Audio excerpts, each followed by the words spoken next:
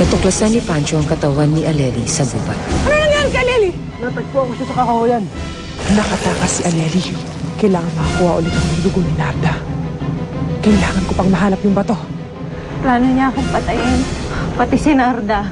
Dahil dito, nalaman na niya ang masamang balak ng babaeng linta kay Narda. Iligtas mo ang kaibigan ko, Pancho. Baka kung ano ang gawin sa kanya ng babaeng linta na yan. Hindi magtatagal ay mabubuking nila ako. Kailangan ko na magmadali.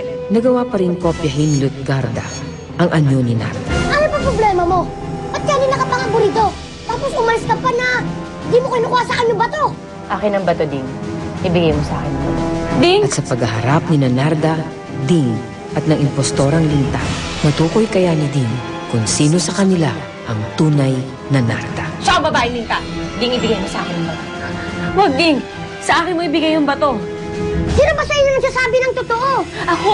Ako! Sino sa inyo ang totoong Narda? Sino?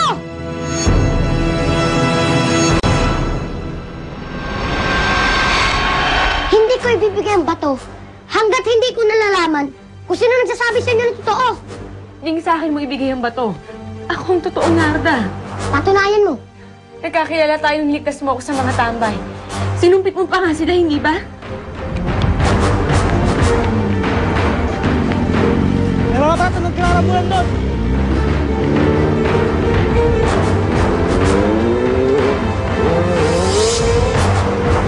Hindi, Ding. Nasasabi niya lang yan dahil pati alaala ko na kopya niya. Ganyan kagaling ang babaeng linta. Hindi totoo yan. Ako ang totoong Narda. Naalala mo ba nagpunta tayo kay Eduardo?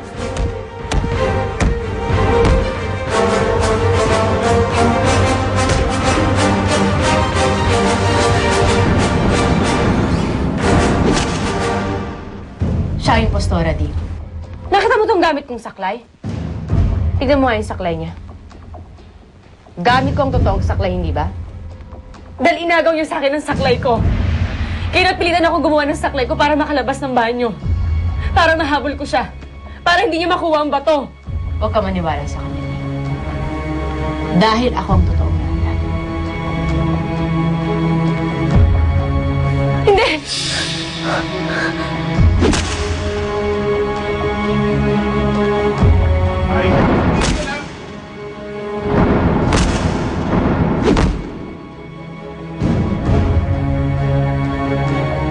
Nasa akin ang bato. Akin na to! Uto-uto ka rin, ano?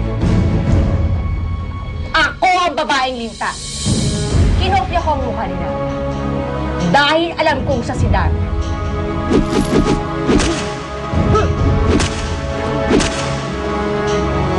Si Narda. Kailangan ako ni Narda. Hindi naman po kami nauna eh. Ngayong nasa akin na ang bato, babalik na uli ang lahat ng lakas mo. Akin na yung bato! Ngayong nasa akin ang mahiwagang bato, babalik ka na sa pagiging simpleng pilantod. Ibalik mo sa akin ang bato! Kailangan masipsip ko na ang kapangyarihan ng bato mo. Ibalik mo siya sa akin!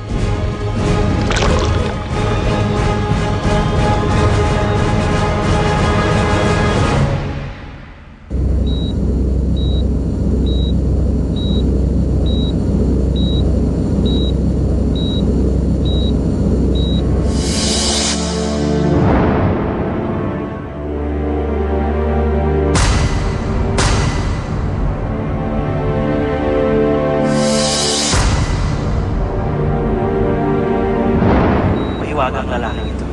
Sugatan siya nang matagpuan ko. Pero nasaksihan ko rin kung paano kusang naghilim ang mga sugat niya. Tulad ni Valentina.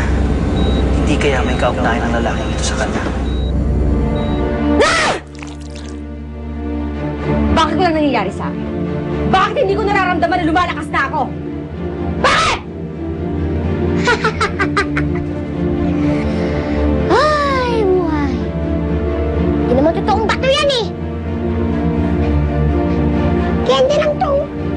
Oh. Ito ang totoong bato. Ito. Nanata kung hindi ikaw totoong Narda. Kaya ibang bato ang binigay ko sa'yo. Ano ngayon? Sino sa ating dalawa ang uto-uto? Utong lupa. Titirsin ka! Yan! Bakit dalawa ang Narda? Sino sa inyo ang anak ko? Ako po si Narda.